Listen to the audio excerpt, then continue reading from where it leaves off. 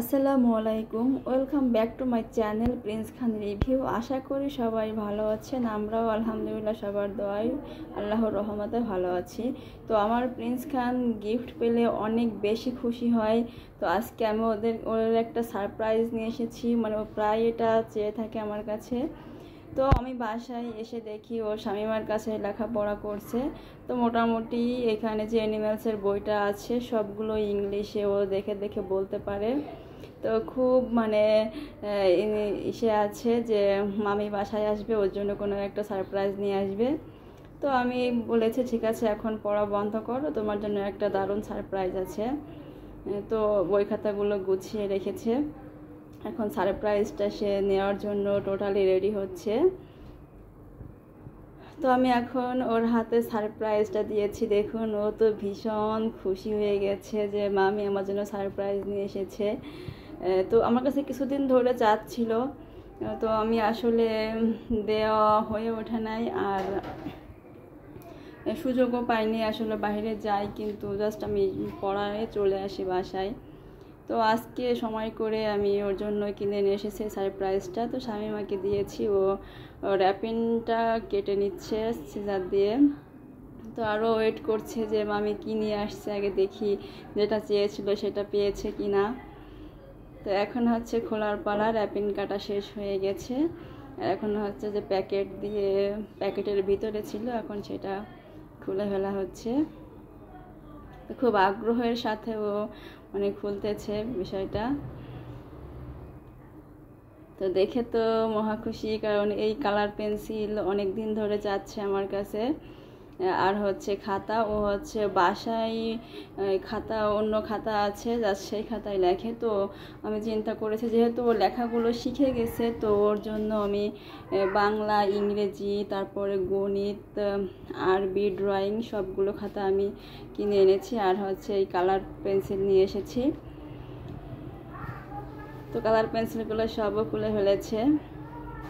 ওর মোম রং আছে, তারপরেও আমার কাছে এটা চেয়েছিল যে মামি আমাকে এই কালার পেন্সিল কিনে দেবে, আমাকে দেখাই দিয়েছিল। তো আর যখন ও কার্টুন দেখে, অনেক ধরনের জিনিস দেখে, আমার কাছে সেটা আবদার করে। আসলে কোনোটা দিতে পারে, কোনোটা দেওয়া হয় না।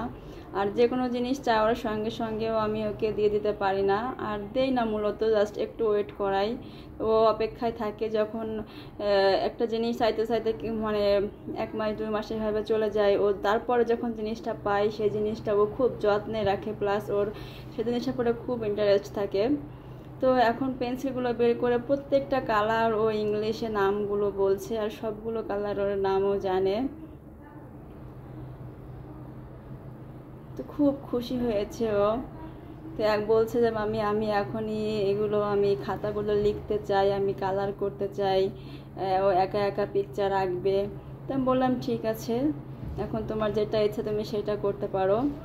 আর যেহেতু খাতায়, ওকে সাদা খাতায় লিখিয়েছিলাম, তো এখন হচ্ছে আমি আলাদা আলাদা করে খাতা কিনে এনেছি যাতে ও ঘরগুলো বুঝতে পারে। এই জন্য আমি প্র্যাকটিস করানোর জন্য ওকে আলাদা আলাদা করে খাতা দিয়েছি। তো দেখুন লেখা শুরু করেছে, গণিত খাতা লিখছে। মাশাআল্লাহ, মোটামুটি ওর হাতটা চালু হয়ে গেছে, কারণ ও হচ্ছে আগে থেকেই সবসময় পেন্সিল, কলম এইগুলা দিয়ে অলওয়েজ দাগাদাগি করতো। তো অঙ্ক লিখেছে, বাংলা লিখেছে, তারপরে কি জন্য এটা ইংরেজি লিখেছে, আর হচ্ছে আরবিও লিখেছে, আলিফ বা তা আচ্ছা এগুলো লেখাচ্ছি, এগুলো মোটামুটি লেখা শিখে গেছে। আর তো নিজের হাত থেকে দিয়ে ড্রয়িং করেছে, এখন সেটা ওর ইচ্ছা মতো ও মানে কালার করছে। তো মাশাআল্লাহ, মোটামুটি সব কিছু সুন্দর কালার করতে পারে। আর একটা গাজর রেখে দিয়েছি আমি, ও গাজরটা নিজেই কালার করছে। একটুকু মানে কালার বাহিরে যায় না, খুবই সুন্দরভাবে কালার করে। কিন্তু কীভাবে কোথায় কোথায় দিতে হবে সবাই ভালো জানে। তো যদি আমার ভিডিওটি ভালো লাগে একটা লাইক করে দেবেন, সাবস্ক্রাইব করে দেবেন, আর আমাদের পাশে থাকবেন। ইনশাল্লাহ আমরা সবারই পাশেই আছি। এই ছিল আমার আজকের ভিডিও। আল্লাহ হাফেজ, টাটা।